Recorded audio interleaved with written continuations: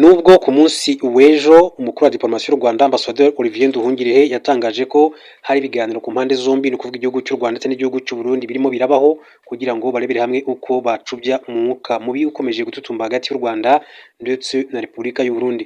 Igihugu cy'u Burundi giherutse gushinja u Rwanda mu kanama k'umuryango w'abibumbye ku mutekano n'amahoro UN Security Council ku Rwanda rwarashe ku butaka bw'igihugu cy'u Burundi, birega ariko u Rwanda rwahakanye ahubwo rushimangira ko ibyo bisasu byaturutse ku butaka bw'u Burundi biza kugwa za Kamanyora mu bice byo mu burasirazuba bwa Kongo, ibindi bigwa mu burasirazuba mu burengerazuba bw'u Rwanda hariya za Bugarama, ibyanatumye impunzi nyinshi cyane zihunga ziva muri Kongo zihungira mu gihugu cy'u Rwanda.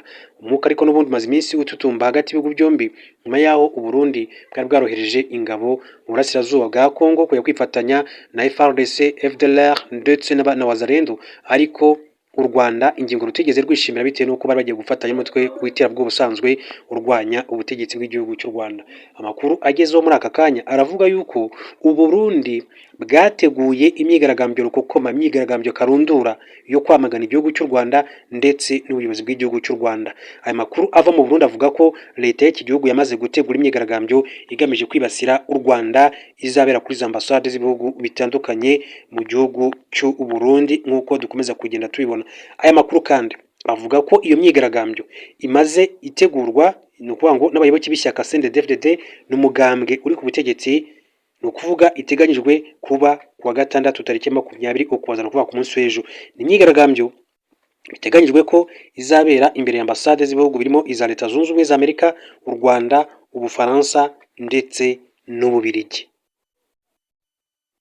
Nubwo ibi byose birimo biravugwa ko hateganyijwe imyigaragambyo ikomeye cyane igamije kwamagana igihugu cy'u Rwanda ndetse no kwamagana umukuru w'igihugu cyarwo, hari andi makuru yavugaga ko inzego z'umutekano z'u Rwanda n'u Burundi zaganiriye ku gucubya ubushyamirane ku mpande zombi. Inzego z'umutekano z'u Rwanda n'u Burundi mu mpera z'icyumweru gishize bivugwa ko zari zarahuye ziganira ku buryo zacubya umwuka mubi n'ubushyamirane bwarimo bututumba hagati y'ibihugu byombi, Repubulika y'u Rwanda na Repubulika y'u Burundi. Aya makuru iyo nama yarimo n'abakuriye inzego z'ubutasi mu bihugu byombi, ndetse Minisitiri w'Ububanyi n'Amahanga w'u Rwanda Ambassadeur Olivier Nduhungirehe mu kiganiro yagiranye na France 24 yagize ati: ku bijyanye n'u Burundi muri wikendi hari inama yabaye hagati y'inzego z'umutekano z'ibihugu byombi mu rwego rwo kuganira ku gucubya ubushyamirane. Minisitiri Nduhungirehe yunzemo ko mu gihe inama zimeze nk'iyabaye zaba zikomeje ubushyamirane mu karere kwagabanuka ndetse hakabaho kubyutsa amasezerano y'amahoro atandukanye. Inama y'inzego z'umutekano z'u Burundi n'u Rwanda yabaye ati mu gihe umwuka mubi utifashe neza cyangwa se ukifashe nabi hagati y'ibihugu by'abaturanyi, ni ukuvuga u Rwanda n'igihugu cy'ubundi bihugu umuntu yavuga ko ari ibihugu bibanye. Ni nyuma y'imirwano yatangiye mu byumweru byari bishize yasize ku itariki ya 9 Ukuboza inyeshyamba za FC23 zigaruriye umujyi wa Uvira mbere yo gutangira kuvanamo ingabo ku munsi wo kwa gatatu. Muri iyo nama ndetse muri iyo mirwano Burundi bwashinje u Rwanda kurasa ku butaka bwabwo bakoresheje intwaro ziremereye, ibirego u Rwanda rwatewe utwatsi ahubwo rukavuga ko u Burundi aribwo bwarashe ku butaka bwarwo muri Bugarama. Kuva Uvira yafatwa kandi u Burundi buciye mu badiplomate babwo bwakunze gukangisha u Rwanda ko bashobora kwisanga mu ntambara yeruye, ndetse mu nama y'akanama karoni gashinzwe amahoro n'umutekano ku isi Gitega yasabye ko u Rwanda rwafatirwa ibihano by'ubukungu ndetse rukabuzwa no kugura intwaro icyo gihe. Abigaragambye bivuga ko ngo bazaba bashinja u Rwanda kwica amasezerano ya Washington DC yasinywe hagati yarwo na Repubulika Iharanira Demokarasi ya Kongo. Amakuru avuga ko ubutegetsi bwa Perezida Evariste Ndayishimiye bwateguye imyigaragambyo mu rwego rwo kunezeza inshuti ye magara Felix Antoine Tshisekedi Tshilombo wa Repubulika ya Demokarasi ya Kongo. U Burundi ngo bukomeje kwigaragaza nk'uburajwe ishinga n'amasezerano y'amahoro ya Washington DC mu gihe u Rwanda rumaze igihe rubishyira mu majwi rubushinja kubangamira ishyirwa mu bikorwa ry'aya masezerano. Mu gihe rero amasezerano yashyizweho umukono muri Kamena uyu mwaka mbere yo kwemezwa n'abaperezida bombi, ni kwa Paul Kagame na Tshisekedi ku itariki ya 5 Ukuboza, ateganya ko imirwano ihagarara muri RDC. Ingabo z'iki gihugu zari zikomeje gufatanya n'abarimo ingabo z'u Burundi mu kugaba ibitero kuri Alliance Fleuve Congo M23. U Burundi by'umwihariko bumaze igihe kandi bwarahinduye ikibuga cy'indege ibirindiro byifashishwa na leta ya RDC mu kugaba ibitero kuri AFC M23, dore ko iki kibuga aricyo cyifashishwa mu kugaba ibitero byo mu kirere ndetse no kujyana intwaro n'amasasu ku rugamba. Ingabo z'u Burundi kandi zikomeje gufatanya urugamba n'umutwe wa Genocide wa FDLR, ndetse amakuru avuga ko hari abarwanyi b'uyu mutwe bacumbikiye mu gihugu cy'u Burundi mu gihe amasezerano Washington DC asaba ko uyu mutwe urandurwa burundu. Mva ko umwuka hagati y'igihugu cy'u Rwanda ndetse n'igihugu cy'u Burundi uracyakomeza kuba urimo agatotsi mu buryo bukomeye cyane. Gusa bivuga ko impamvu u Burundi bukomeje gukora ibi byose ari uko bwababaye ndetse burakazwa cyane n'ibyabaye ku ngabo z'u Burundi mu burasirazuba bwa Repubulika Demokarasi ya Kongo, aho Burundi bwakomeje gushinja ko uburyo M23 yabarasheho yabacanyeho umuriro ntabwo bemera ko ari M23, baravuga ati ahubwo abangaba ni ingabo z'u Rwanda. Hagati aho ngabo ingabo za Kinshasa zubu ibitero kuri AFC M23 yemeye gutanga agahenge. Umutwe wa Alliance Fleuve Congo M23 watangaje ko mu gihe wemeye gutanga agahenge mu rwego rwo guha amahirwe igarurwa ry'amahoro, ihuriro ry'ingabo zirwana ku ruhande rwa leta ya RDC zahisemo kubura ibitero ku birindiro byawo ndetse no mu duce dutuwe n'abaturage benshi cyane. AFC M23 yemeje ko yagabweho ibyo bitero biciye mu itangazo yasohowe na Lawrence Kanyuka uyivugira mu bya politike. Ibitero yashinjemo ubutegetsi bwa Kongo Kinshasa kuba bukomeje gushyira mu bikorwa gahunda yabwo yo kurimbura uburyo rero bunoze abenegihugu bacu mu buryo bugaragara bunyuranyije n'ibyo bwiyemeje. Yasobanuye ko kuri wa gatanu tariki ya 19 Ukuboza 2025 guhera saa 11 za mu gitondo ingabo zirwana ku ruhande rwa leta zagabye ibitero zifashijwemo na drone z'ubwiyahuzi, no kuvuga kamikaze, ndetse n'ingabo zirwanira mu mazi byibasira ahantu hatuwe n'ibirindiro bya AFC M23 biri mu gace ka Makobola muri Kivu y'Amajyepfo. Ni ibitero Lawrence Kanyuka yavuze ko byaturukaga mu mujyi wa Baraka. Yakomeje agira ati saa 11:15 izo ngabo nabwo zagabye igitero muri Minembwe zikoresheje drone n'imbunda ziremereye zica igikuba gikabije cyane mu baturage b'abasivili muri iki gihugu cya Kongo. AFC M23 yaboneyeho kandi gusaba abaturage ba Kongo n'abafatanyabikorwa mpuzamahanga kuba abahamya bari amakosa akorwa kenshi kandi ku bushake yo kurenga kugahagarika imirwano ndetse n'ubwicanyi bukomeje no gukorerwa abaturage. Uyu mutwe washimangiye ko ibyo ingabo za leta zikomeje gukora bigaragaza ku buryo budashidikanywaho ko ubutegetsi bwa Kinshasa budashaka amahoro cyangwa se kurinda abasivili, ahubwo ko bukomeje gutsimbarara mu gukomeza ubugizi bwa nabi. Iyo ni M23 yagiye rero ibigaruka mu by'ukuri ishimangira ko aya mahoro yifuzwa bigoye kazagerwaho mu gihe izi mpande zose zikomeje kurwana mu burasirazuba bwa Kongo. Hanyuma reka mbabwire ko ubumwe bwa Buraya bwemereye Ukraine ingurane y'imiliyaridi 90 z'amayero, ariko umutungo w'Uburusiya ntibakora ko. Amakuru akavuga ko ubumwe bwa Buraya bwashitse ku bwumvikano wo guha Ukraine ingurane y'imiliyaridi 90 z'amayero, amafaranga y'abanyaburaya, inyuma yuko vyanse kubumvikana ingene bakoresha umutungo w'Uburusiya wafashwe. Aya masezerano yashitswe ko inyuma ibiganiro vyamaze umunsi wose i Bruxelles mu Birigi.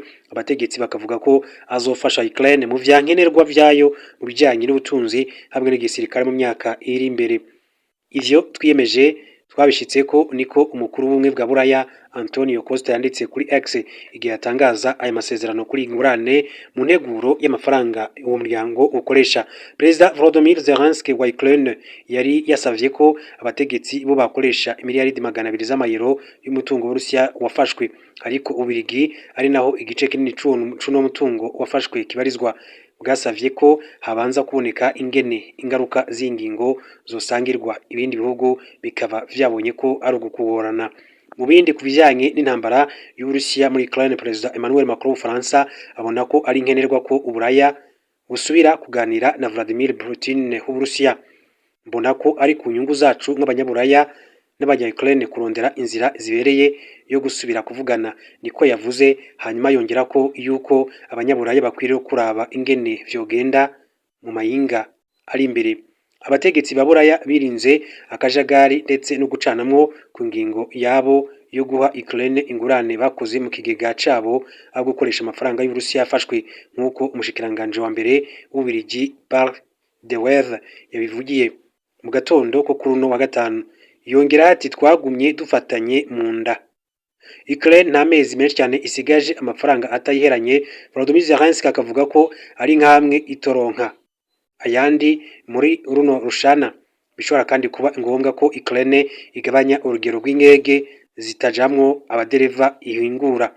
Ubumwe bwa Buraya bubona ko Ukraine ikeneye ayandi mafaranga y'inyongera angana n'imiliyaridi 135 z'amayero kugira ngo ishobore kugabanya ndetse ihagaze ko mu myaka 2 iri imbere, mu gihe vyitezwe ko kuva mu kwa mbere kwa kane ku mwaka uza ubu bukene bw'amafaranga buzoba butanguye. Umukuru wa leta y'Ubudagi Friedrich Merz ari nawe yagumye ahamiriza ko hoba iyi nteguro, avuga ko ingingo yafashwe kuri ngurane ari ubutumwa bugaragara kuri Perezida Vladimir Putin. Uburusiya bwari bwigabishije abategetsi bumwe bwa Buraya ko butohirahira ngo bukoreshe amafaranga yabwo, ariko umushikiranganje wa mbere wa Polonye Donald Tusk yavuze ko byari ngombwa ko twerekana ubushobozi bwacu. Aya masezerano atuma Ukraine iharonkera akayoko muri kino gihe kitoroshe mu rwego rw'imigenderanire, aho Perezida Donald Trump wa Leta Zunze Ubumwe za Amerika ariko aca ku biti ndetse no ku mabuye ngo ashike ku masezerano yihuta yo guhagarika intambara y'Urusiya na Ukraine. Vyitezwe ko abategetsi ba Amerika ab'Urusiya bahurira i Miami mu ntara ya Florida mu mpera zinondwi mu bindi biganiro ku nteguro y'amahoro, nk'uko umutegetsi wa Maison Blanche White House, ibiro by'umukuru w'igihugu ca Amerika, yabibwiye itorokanirizo ry'amakuru AFP. Nukubwira ntara makuru y'abafaransa bivuga ko intumwa ya Putin Kirill Dmitriev azovugana n'intumwa ya Trump Steve Witkoff na Jared Kushner i Miami. Hagati aho Zelensky yatangaje ko intumwa za Ukraine n'iza Amerika zigirana ibiganiro kuri uno wa gatanu n'ejo kwa gatandatu muri Amerika. Avuga ko akeneye ko Washington, ubutegetsi bwa Amerika, butanga insiguro zindi kuvyo ishobora kwemeza mu gukingira Ukraine ikindi igitero nk'uko bagiye babigarukaho. Hanyuma kandi mbabwire ko Uburusiya bwakatiye umwongereza warwanye muri Ukraine gufunga imyaka igera kuri 13. Ibiro by'umushinjacyaha mukuru w'Uburusiya byatangaje ko umwongereza warwanye muri Ukraine yakatiwe igihano cyo gufunga imyaka 13 muri gereza icunzwe cyane. Hayden Davis wahoze ari umusirikare w'umwongereza Uburusiya bwise umucanshuro. Amakuru avuga ko yafatiwe mu karere ka Donbas muri Ukraine mu mpera z'umwaka wa 2024 cyangwa mu ntangiriro y'umwaka 2025, ubwo yarwanaga umutwe wa gisirikare ugizwe n'abanyamahanga urwana ku ruhande rw'ingabo za Ukraine. Yaburanishijwe mu rukiko rugenzurwa n'Uburusiya rwo mu mujyi wa Donetsk, ubu wigaruriwe n'Uburusiya.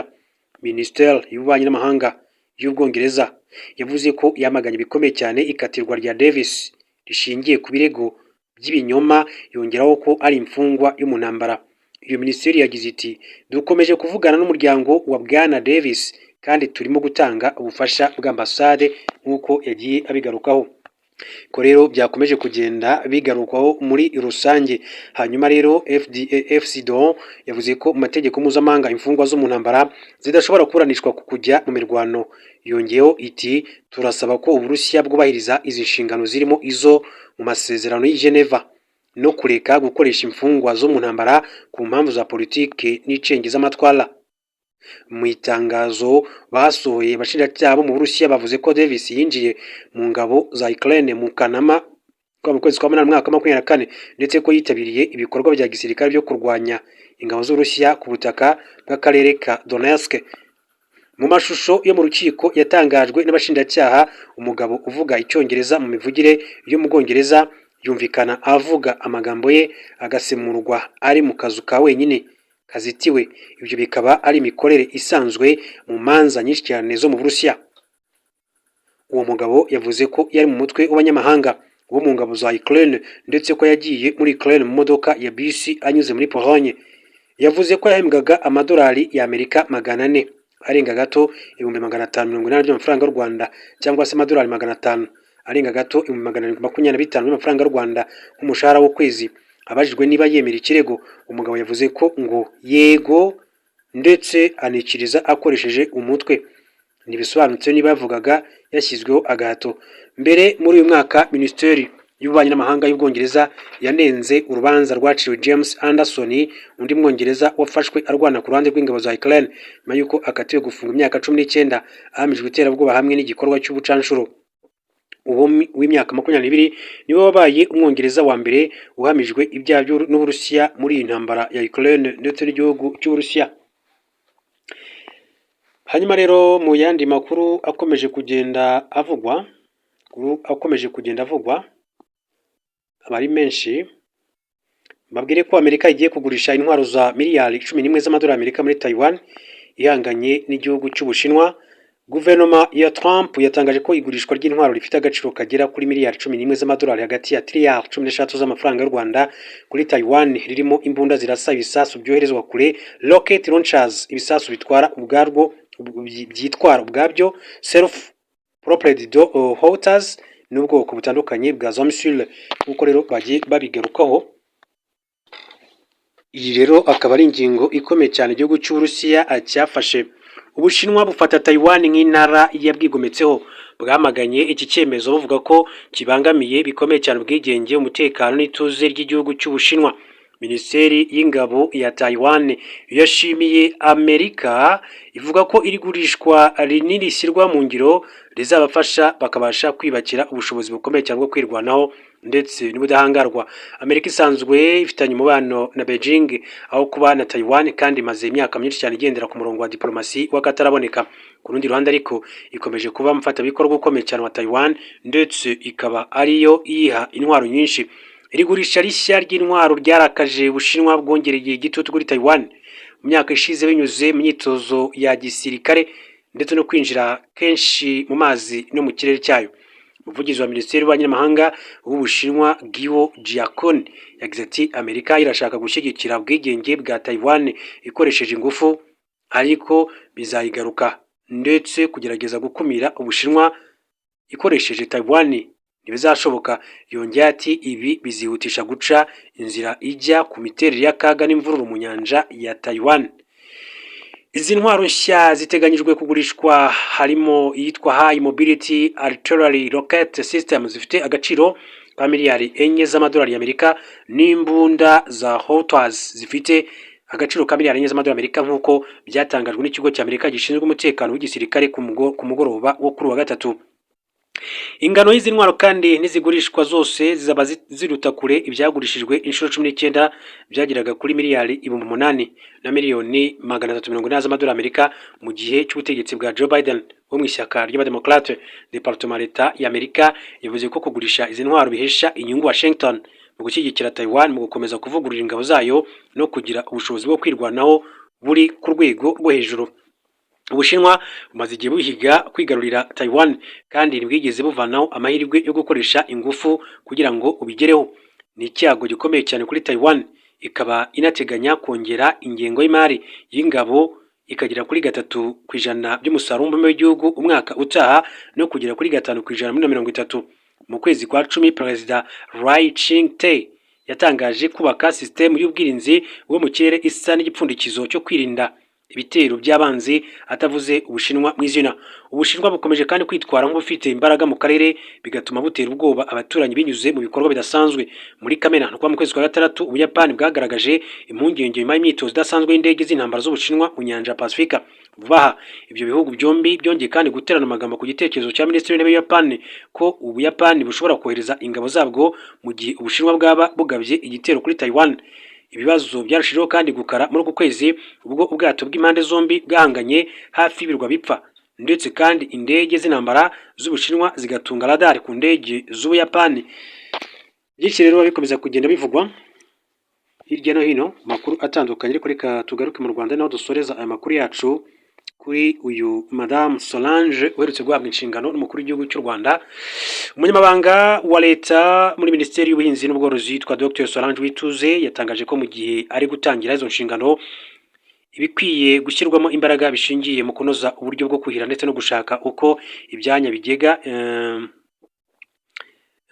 byashyizweho bitanga umusaruro ukwiriye. Yabigarutseho ubwo yaganiraga na kimwe mu bitangazamakuru bikorera mu gihugu cy'u Rwanda ku bijyanye n'ibyo agiye gushyira imbaraga nk'umuyobozi mushya muri iyo minisiteri. Yakomeje agaragaza ko mu gihe Minisiteri y'Ubuhinzi n'Ubworozi yahawe ubuyobozi bushya bugiye gushyira imbaraga mu gutuma ahagomba gukorerwa ibikorwa byo kuhira byihutishwa. Tuzashyira imbaraga cyane mu gutuma nibura ahantu hagomba kuhirwa kandi hafitiwe amafaranga. ibigendanye n'inzira binyuramo no gutanga amasoko byihuta kugira ngo icyo u Rwanda rwageneye abanyarwanda kigerweho mu buryo bwihuse. Icya kabiri ni ugukora ku buryo ibyanya bigega byashyizeho bitanga umusaruro w'ibyo kurya ndetse n'ibihingwa bizana amadovize mu gihugu. Yakomeje agira ati ibyo tubikoze neza twabona umusaruro uhagije kandi mwiza. Icyo kijyana no gushaka amasoko kubera ko hari ubwo tujya tweza umusaruro ugahera ku mbuga. Tuzabitwarira hamwe rero. Yavuze ko kandi hazashyirwaho imbaraga mu guhangana n'ingaruka z'ihindagurika ry'ibihe ku musaruro w'ubuhinzi, haba guteza imbere ubuhinzi bubungabunga ibidukikije no gushyira imbaraga mu zindi ngamba zishobora kandi guhangana n'ingaruka z'imvura nyinshi cyangwa izuba ryinshi. Bimwe mu byatumye abayobozi b'akarere ka Kayonza birukanwa mu nshingano ni ikibazo cy'amapfa akomeje kwibasira abaturage bo mu mirenge ya Ndego, Mwiri, Kabare ndetse na Rwinkwavu. Iyi mirenge muri icyo gihe kandi ikomeje kwibasirwa n'izuba ryinshi cyane ryatumye abayituye basuhuka kubera inzara.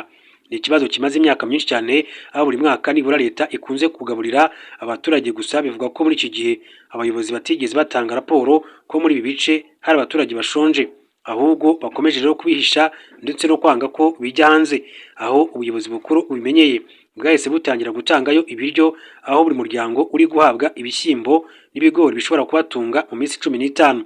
Urugero, nk'umuryango w'abantu bagera kuri 5 bari guhabwa ibiro 37 by'ibigori n'ibiro 15 by'ibishyimbo. Ibiryo byatangiye kandi gutangwa mu mirenge yose igaragaramo iki kibazo uko ari 4.